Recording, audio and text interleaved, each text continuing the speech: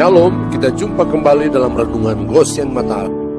Haleluya, jemaat yang dikasihi dan diberkati Tuhan. Renungan pagi hari ini bertema kesempatan mencari Tuhan. Bacaan firman terambil dari Yesaya pasal 59 ayat yang kedua. Demikian firman Tuhan.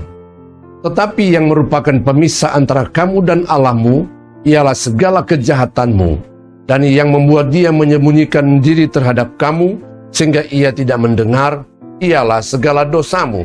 Yang tadinya Tuhan yang hadir di Taman Eden untuk bergaul dan berkomunikasi dengan manusia, tetapi manusia yang sudah terhalau karena dosa harus berjuang mencari Tuhan untuk kembali dapat bergaul dan berkomunikasi dengan Tuhan. Dosa menyebabkan Tuhan menyembunyikan diri dari manusia, dan karena itulah manusia harus mencari Tuhan. Kejadian pasal 3 ayat 23 dan 24. Lalu Tuhan Allah mengusir dia dari Taman Eden supaya ia mengusahakan tanah dari mana ia diambil.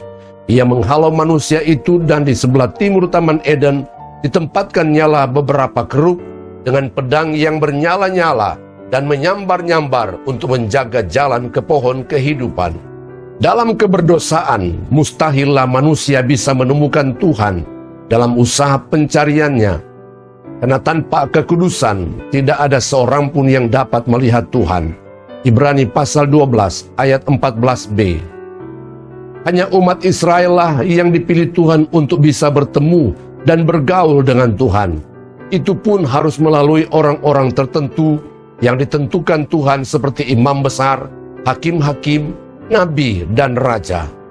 Manusia di luar Israel akhirnya mendapat kesempatan untuk mencari dan menemukan Tuhan melalui kasih karunia di dalam Yesus Kristus.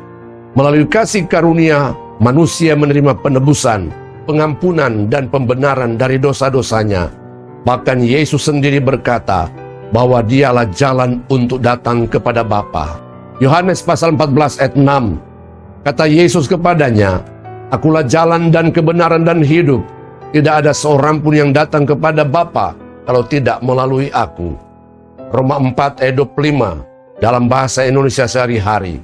Yesus itu sudah diserahkan untuk dibunuh karena dosa-dosa kita.